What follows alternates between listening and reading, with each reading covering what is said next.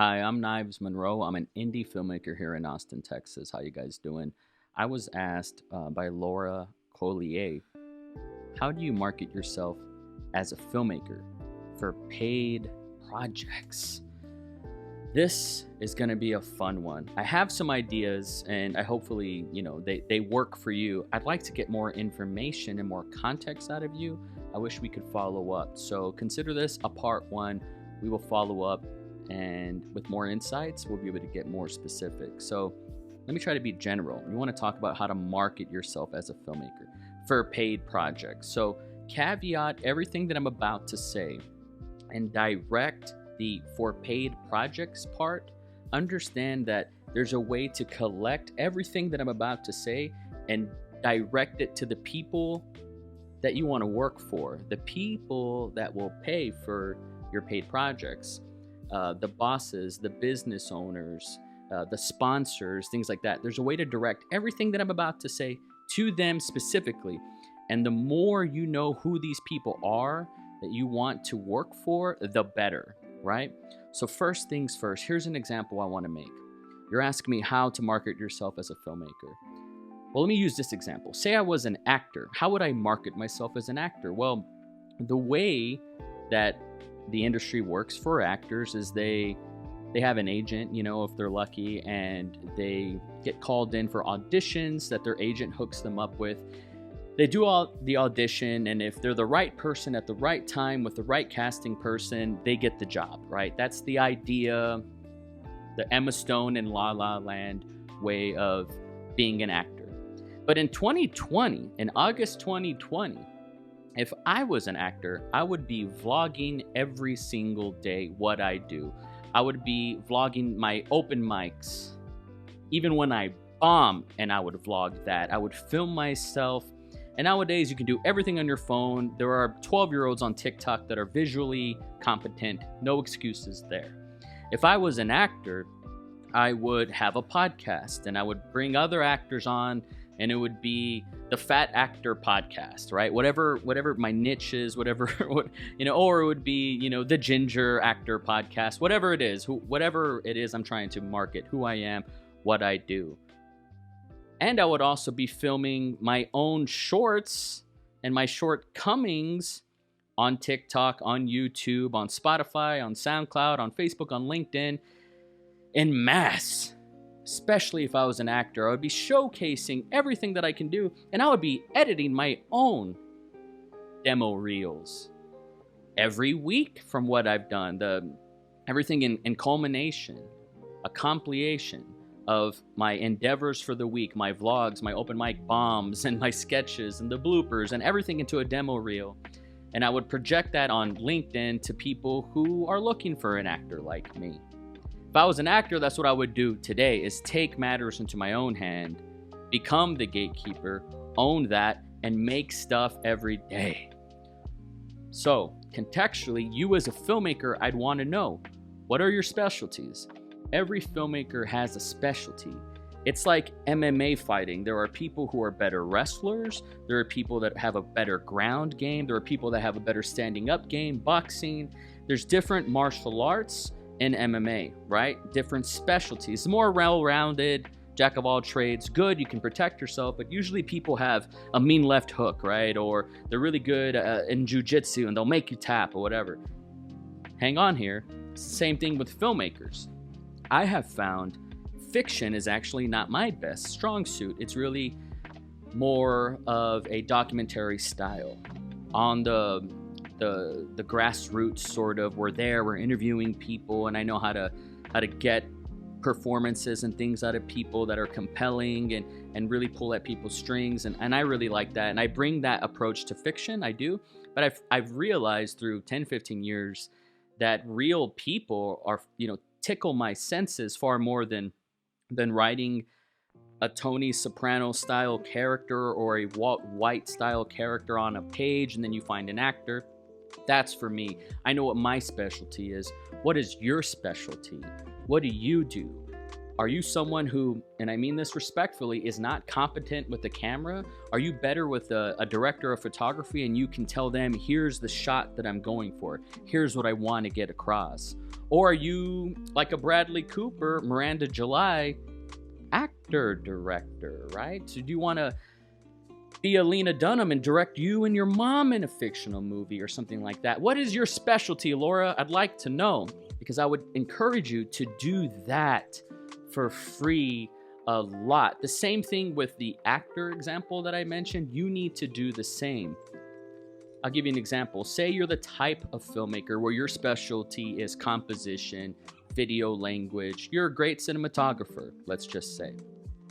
You should write, what is my dream demo reel? And go out, rent a red Dragon, whatever, rent it for $300 for a weekend and film all the shots that you want. Break in Werner Herzog style in a Texas rodeo and like get the slow motion bull riding, get that shot, get the astrophotography shot. Just build a demo reel, reverse engineer that, and you don't have to.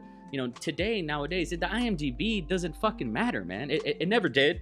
I don't think it ever did. I know people that tried to leverage that as clout, the IMDb clout. I never saw anybody go buck wild with success because of the IMDb clout. That's just me. But reverse engineer whatever your specialty is and attack that and attack that and attack that and attack that and curate and build content and distribute that content on the internet 10 times a day, every day, for 90 days, for 90 months. Watch what happens. That is the key. People need to know, Laura, that you exist. People need to know that you're an expert in your field before they're going to want to pay you. If you're loud, you're going to get the attention that people are looking for, and they're going to want to shove checks down your purse. That's what they're going to want to do. That's the way it works in 2020, in today's culture. I'm happy to say that I've done it. I wouldn't give you advice that I haven't taken myself. That's the way. So just like that actor approach, or if you're a stand-up comedian, you better be filming your stand-up sets and showing the progress of you getting better.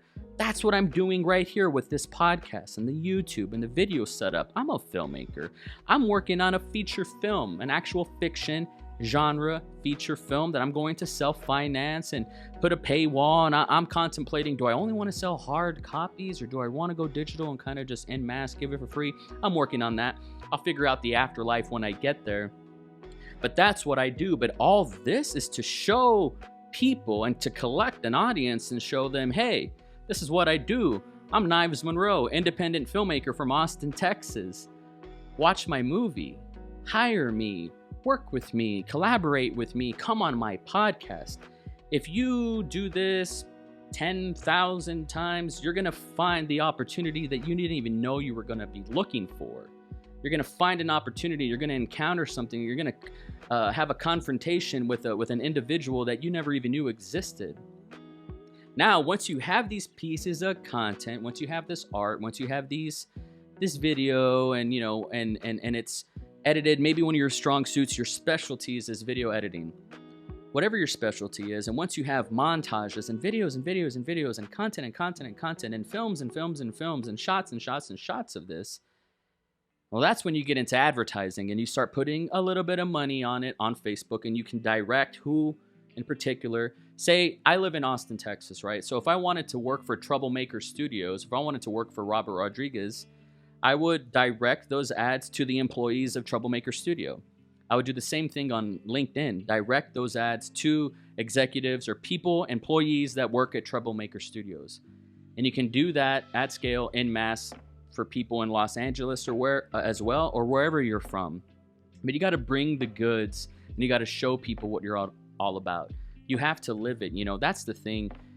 As filmmakers, I always loved and appreciated being the man behind the camera, being the guy behind the strings, the great and powerful Wizard of Oz that pulls the strings and no one really sees who Knives Monroe is. I never got into this game to be a rock star. I mean, I did it not to be a on-screen personality. I did it because I had stories to tell. I had itches to scratch. But it took a long time for it to click with me and realize I got to show people what I'm passionate about. And I have to be the spotlight that shows the Knives Monroe Indie Darlings logo, like the bat signal in the sky, to show people that I exist. That I exist and I'm here and I have itches to scratch. And sometimes that's scratching other people's itches. I think you asked me that question on my Facebook for a reason. You wanted to know. So I'd love to get more details from you. And if you want to follow up, we'll follow up, because if I knew what your specialty is, I think we could curate a plan for you to renovate what you can do to attract people that have the money to pay for the skills that you bring to the table. I'd love to follow up with you. Guys, that was a terrific question. I can't wait to answer another one. That was amazing. I hope it helped. I hope you, whether if you're a filmmaker or a business person or an entrepreneur or a struggling creative or a hungry artist, wherever you come from, you could be a musician and all you need is the right, foot pedal or the right Logic plug-in. I don't know what it is, but I would love to help you in any way that I can. And hopefully if you're creative, let me know in the comments if one thing that I said made an impact on you. The best thing I could ever hope for is just to be a rock in your shoe, and something I said connects with the right person and you take it and you run with it. Let me know if it worked out for you in the comments. I love you guys so much. If you like this video, like, comment, subscribe, hit the bell so you're notified when I release a new video. Follow my podcast, Knives Monroe versus the podcast, on Spotify. Leave me a 5, 4, 3, 2, 1 star review on Apple Podcasts. Just be honest, but leave your feedback. I greatly appreciate it. Visit indiedarlings.net, which is a business owned by me and my wife, Claire. We're putting new products on the website. We're creating masks, we're creating stickers, and we're only going to grow from there. It's going to be amazing. So be on the lookout for us. Watch out. Expect us, because we're coming. I love you guys so much. Keep a force field around your heart, and I'll see you guys on the next video. Thanks for watching.